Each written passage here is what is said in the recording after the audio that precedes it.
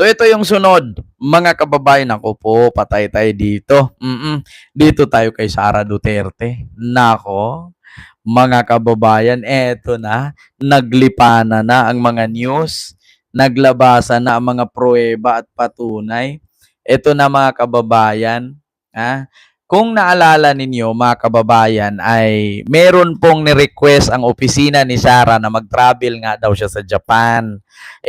Kasawi ang palad ay hindi po ito tumuloy dahil sa kasagsagan na binaha ang Maynila, baka sisihin pa siya. Pangalawa, baka sabihin kataka siya kasi may kaso nga siya sa grave threat. Ngayon, mga kababayan, hinamon niya ang palasyo na ilabas daw ang mga travel documents ni Pangulong Bongbong Marcos at ng gabinete.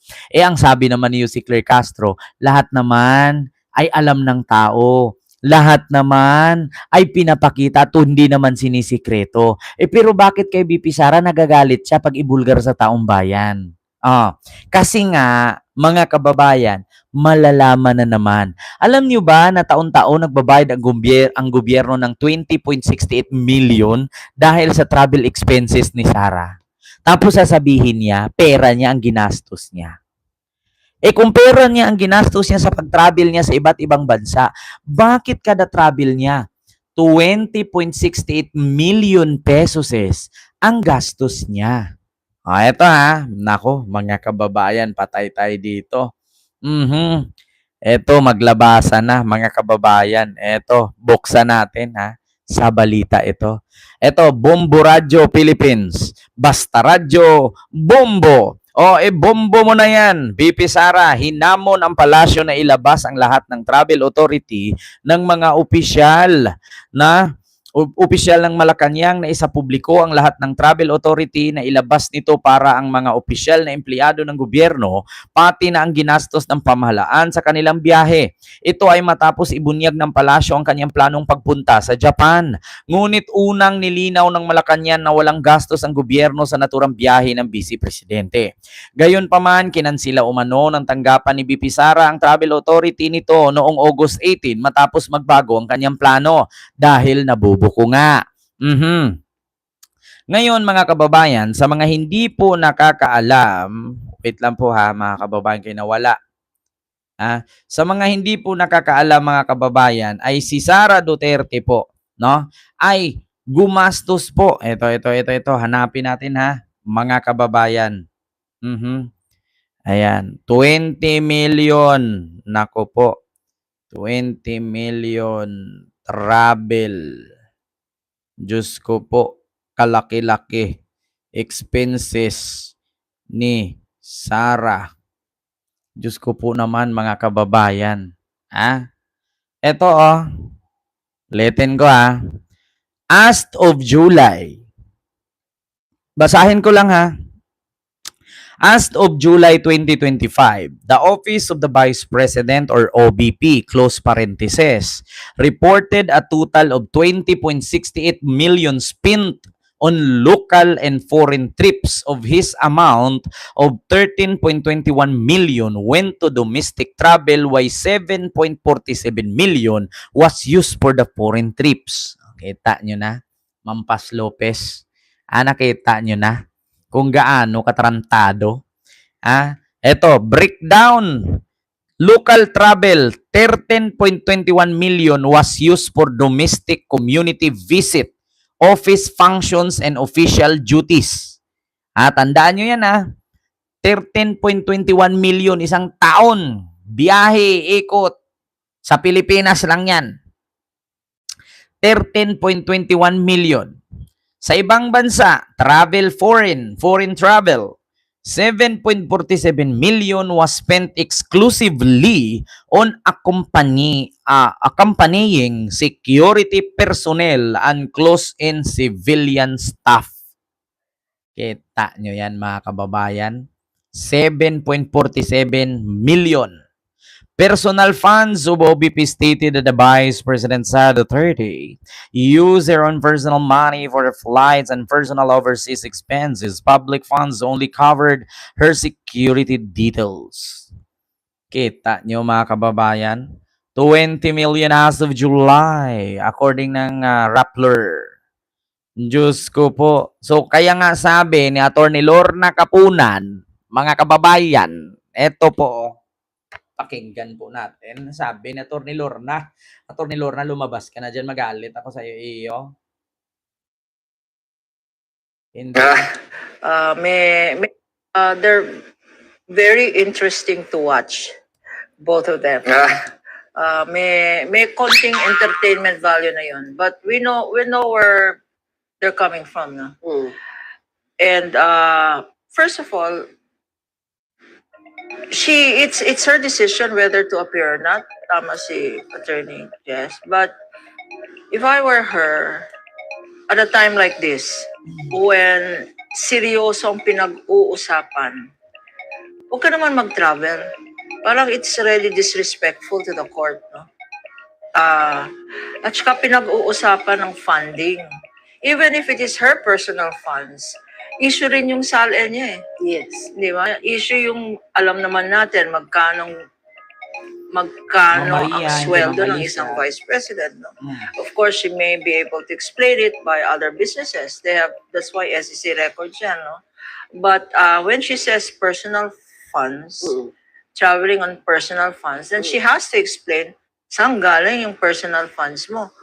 Ganyang kadami ang travel mo. So it also brings up that question. Ano?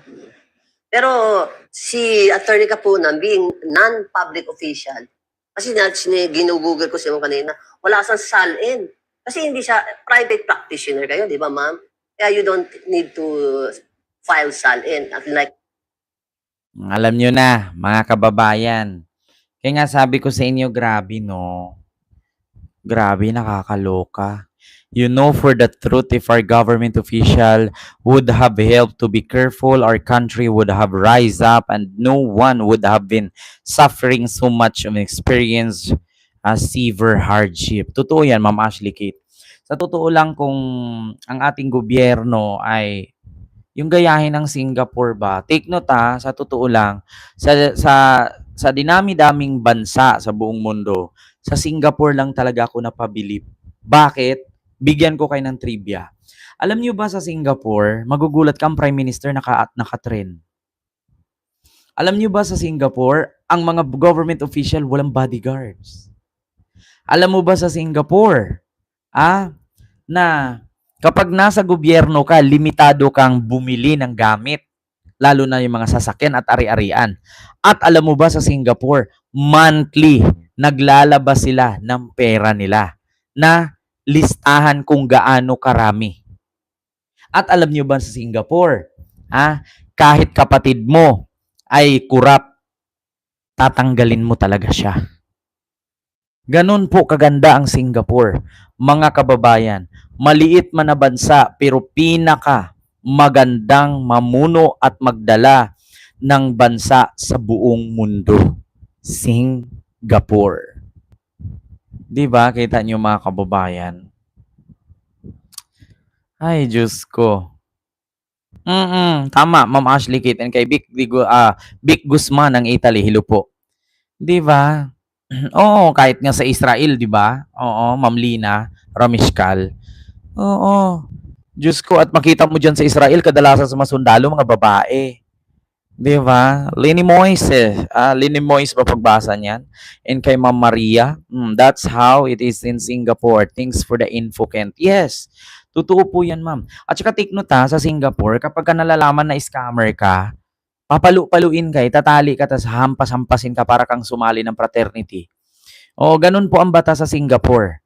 Pag nahuli na ng scam ka, itatali ka, ibabalot ka sa puting tela na para kang baliw, tapos hampasin ka ng hampasin. Papalu-paluin ka hanggang sa magtanda ka. Di ba? Yes, I salute them. They are super and I will be Singapore is a super clean. Lastly, the birds at the zoo are really disciplined. Totoo yan. Alam nyo yung mga ibon sa Singapore, no? Ano sila parang maliliit na uwak. Tapos, ang problema lang kasi sa ibon sa kanila ay nang aagaw ng pagkain. Yung pumapasok yung katulad din sa mga papunta ka ng Universal Studio, di ba may sakayan ng bus dyan. Pagbaba mo may kainan dyan, o mahaba yung kainan yan. Ang daming ibon, kaya nilagyan nila ng net. Kasi yung ibon lumulusot. 'Di ba, Mama Ribet Gonzales? O, kay Miss JC.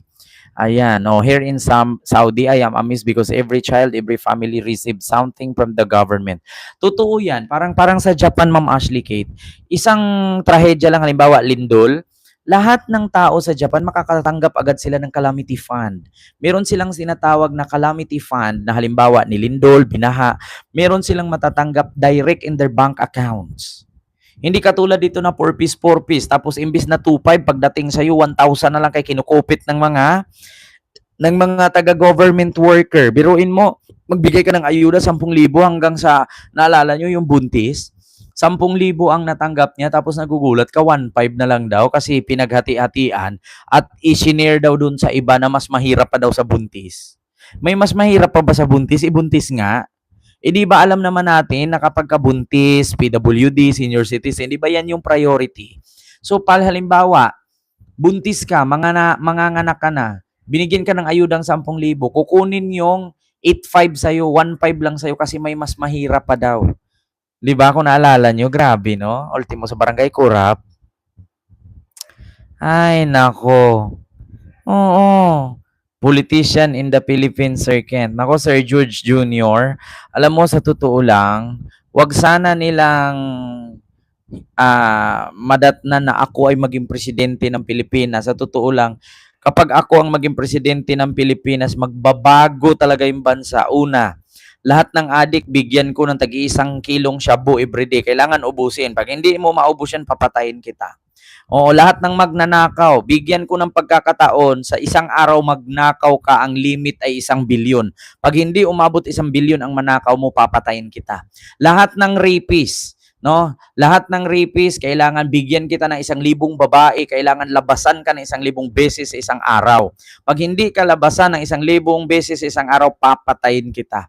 Lahat ng mga magnanakaw dahil nagutom, pakainin kita ng 1,000 tinapay sa isang oras. Pag hindi mo yan natapos isang oras yung 1,000 tinapay, papatayin kita. Ganyan ang batas ko. Mas masahol pa ako kay Digong.